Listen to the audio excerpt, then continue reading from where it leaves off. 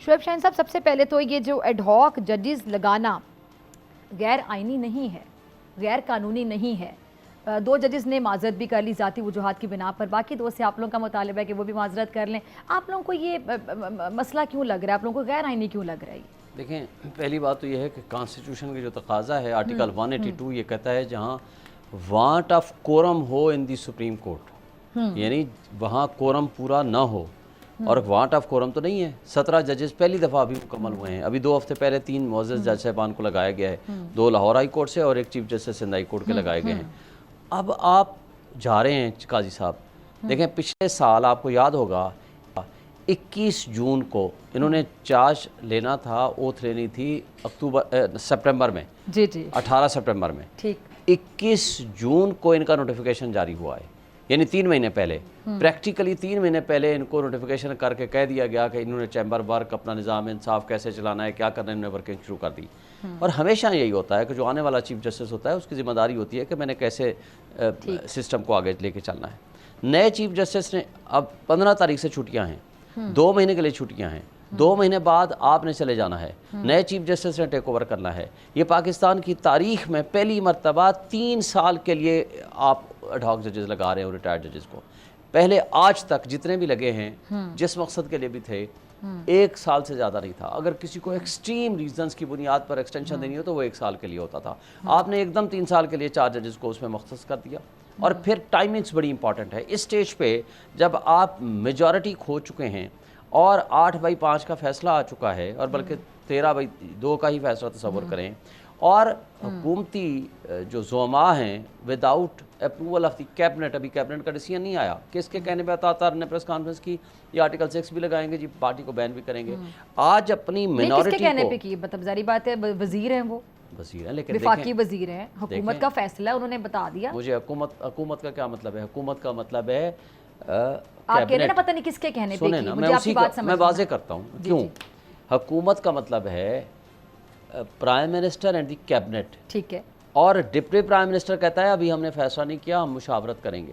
یہی خواجہ آصف کہتا ہے. مجھے یہ بتا دیں، ڈپٹی پرائم منسٹر کو تو نہیں پتا، مگر عطا کو پہلے پتا چل گیا. کس کے کہنے پہ ہے؟ ظاہر اسٹیبلشمنٹ کے زیادہ قریبی تصور ہوتے ہیں، ان کے کہنے پہ ہے یا کسی کے کہنے پہ ہے. ایسے تو نہیں ہو سکتا کہ آپ کے کیبنٹ کے ممبران کو نہیں پتا اور وہ یہ کہتا ہے کہ ہم نے تمام سے مشاورت بھی کر لی. پیپلز پارٹی نے بھی کہہ دیا، باقیوں نے بھی کہہ دیا، ہم سے تو کوئی مشاورت ہوئی نہیں ہے، آپ کے سامنے ہی ہے. اور لہٰذا آپ ایسے فیصلوں کی موجودگی میں یا ایسی پریس کانفرنسز کی موجودگی میں ایک مزید متنازع فیصلہ کرنے جا رہے ہیں قاضی فائزہ صاحب، اسپیشلی کہ جب آپ جا رہے ہیں. اگر یہ کام یہ 6 مہینے پہلے کرتے یا سال پہلے کرتے تو شاید کچھ سمجھ آتی کہ اس مقصد کے لیے کر رہے ہیں.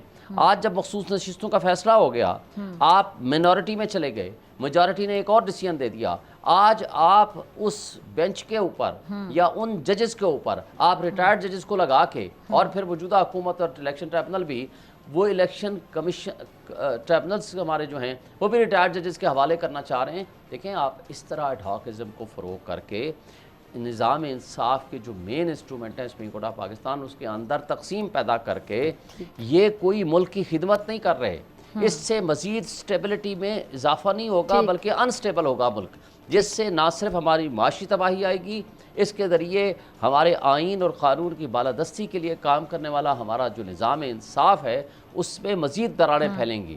اس سے مزید ایسا ہوگا کہ اس کا نقصان ہوگا. اچھا، 2 معزز جج صاحبان معذرت کر گئے، ان کے حوالے سے میں بات نہیں کرنا چاہتا، ورنہ میرے پاس اس کی بھی ریزنز ہیں. جن 2 معزز جج صاحبان کو یہ لگانا چاہتے ہیں، ان کی سوائے اس بات کے کیا کوالٹی ہے ود رسپیکٹ کہ ایک جج صاحب نے جاتے جاتے یہ کہہ دیا جی آرٹیکل 6 لگاؤ قاسم سوری کے خلاف یا جس کے خلاف، وہ ایک کوالٹی آپ اس کو. اور اس وقت گورنمنٹ آف پاکستان کے مسابقتی کمیشن کے، کمپٹیشن کمیشن کے وہ ممبر ہیں. آپ گورنمنٹ پہلے ہی ان کی سروسز ہائر کر چکی ہیں، آپ ان کو لانا چاہتے ہیں.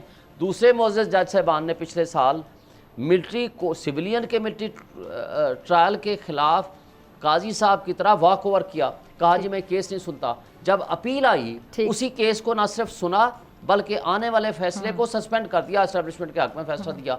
تو آپ ایسے ججز کو سلیکٹ کر کے لانا چاہتے ہیں تاکہ وہ جو پرو اسٹیبلشمنٹ ہوں یا وہ ایسے فیصلے کریں جو کہ کم سے کم پی ٹی آئی کے خلاف جو کچھ بھی آج چل رہا ہے اس کو وہ سپورٹ کر سکیں. تو میرا خیال ہے یہ متنازع بنانے والی بات ہے, سپریم کورٹ کو تقسیم کرنے والی بات ہے, اور ان حالات میں اس طرح کا فیصلہ کسی لحاظ سے, اور اس لیے آپ دیکھیں سوائے ایک آدھ بار کونسل کے تمام بار associations all over Pakistan, bar councils نے اس کو ریجیکٹ کر دیا ہے, پوری لیگل فرٹرنیٹی نے ریجیکٹ کر دیا ہے. تو یہ لہٰذا ان حالات میں ان دو معزز جج صاحبان سے بھی ہماری گزارش ہے کہ وہ اپنے آپ کو ریفیوز کریں اس وقت اس متنازع طریقے سے بینچ میں آنے کا. اچھا اگر آپ کو ضرورت بھی ہے نئے آنے والے چیف جسٹس صاحب پہ چھوڑ دیں, کیونکہ انہوں نے چلانا ہے نا پاکستان کی سپریم کورٹ آف پاکستان کو, ان کی زیر سرپرستی 17 ججز بیٹھے ہوئے ہیں. اگر وہ مناسب سمجھیں گے تو ریٹائرڈ ججز کو لگا دیں گے ایڈ-ہاک جج, ورنہ ہو سکتا ہے کہ انہی 17 ججز کے ساتھ وہ سپریم کورٹ کے کیسز کو نپٹا سکیں. ٹھیک ہے جی, آپ کا ڈیٹیل موقف آ گیا. سبسکرائب کریں اور بیل دبائیں تاکہ کوئی خبر رہ نہ جائے.